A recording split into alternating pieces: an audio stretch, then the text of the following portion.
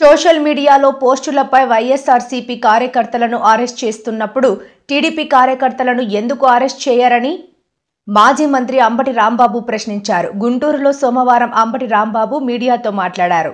Social media పోస్టులు వాక్చాతుర్యమని high court ఉత్తర్వులు ఇచ్చింది గతంలో, సుప్రీంకోర్టు సార్. దాన్ని ఎందుకు అమలు చేయట్లేదు?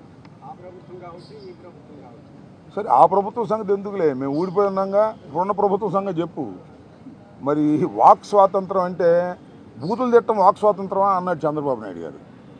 మరి అయ్యా, నేను అడుగుతా ఉన్నాను, బూతులు తిట్టడం వాక్ స్వాతంత్రం కాదు. బూతులు తిట్టే వాళ్ళని సహించమాకండి, బూతులు తిట్టే వాళ్ళ మీద యాక్షన్ తీసుకోండి. ఏమన్నాడయ్యా, మనలో మనమాట. ఆయన పేరేంటి? స్పీకర్ గారు. ఆయన పేరేంటి? అయ్యన్న పాత్రుడు గారు. ఏమన్నారు? చెత్త నా కొడుకు ఈ ముఖ్యమంత్రి అన్నాడా జగన్మోహన్ రెడ్డి గారిని?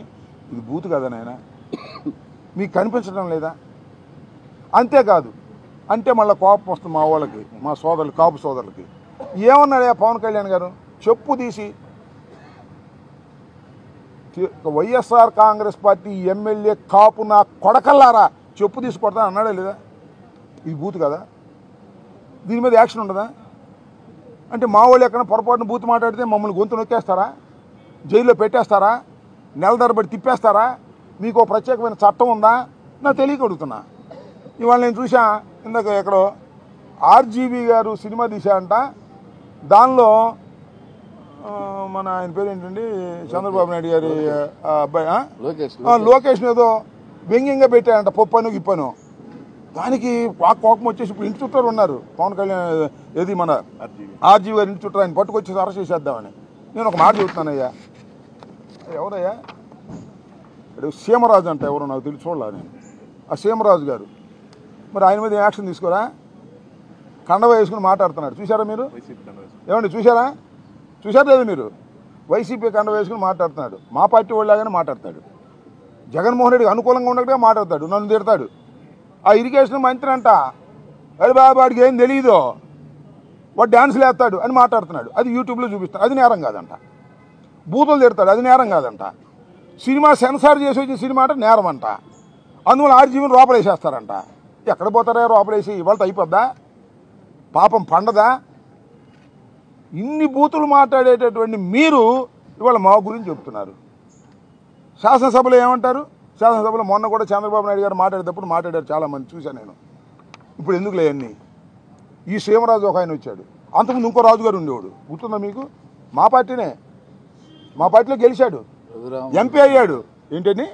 రఘురామకృష్ణరాజు గారు. మా కండవా వేసుకునేవాడు. ఇప్పుడు సీమరాజు లాగానే మమ్మల్ని తిడుతుండేవాడు, చంద్రబాబు నాయుడు ప్రోత్సహిస్తూ ఉండేవాడు. ప్రోత్సహించి తెలుగుదేశంలో తీసుకున్నాడు.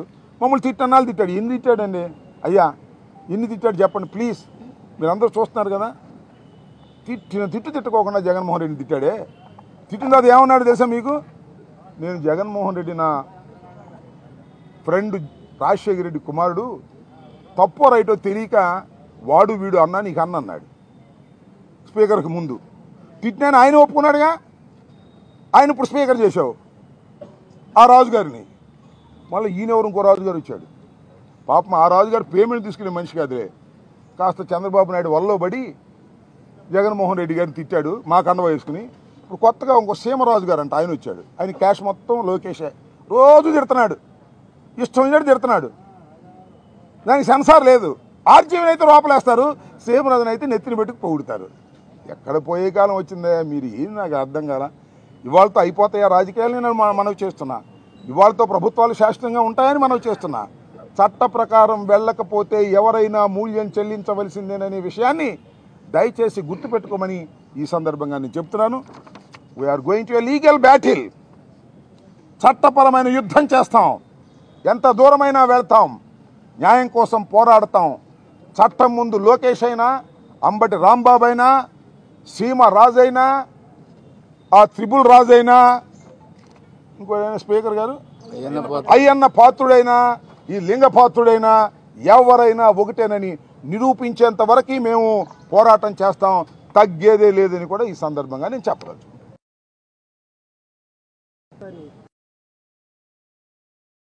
ఏమో మరి పాపం పోలీసు అరెస్ట్ చేస్తారని కొంతమంది భయపడతారు కదా పాపం. అందరూ ధైర్యంగా ఉండలేరు కదా. ఇప్పుడు నన్ను అరెస్ట్ చేస్తారంటే నా భార్య పిల్లలకి అందరూ పడతారు కదా.